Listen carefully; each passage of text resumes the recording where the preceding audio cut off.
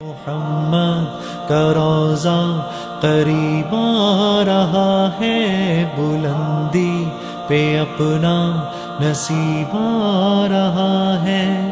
فرشتوں یہ دے دو پیغام ان کو، خبر جا کے دے دو ان کو، فرشتوں کے خادم تمہارا سعید آ رہا ہے کہ خادم۔ جنید جمشید نے پاپ گلوکاری سے اپنی فنی سفر کا آغاز کیا۔ جنید جمشید 3 ستمبر 1964 میں پیدا ہوئے۔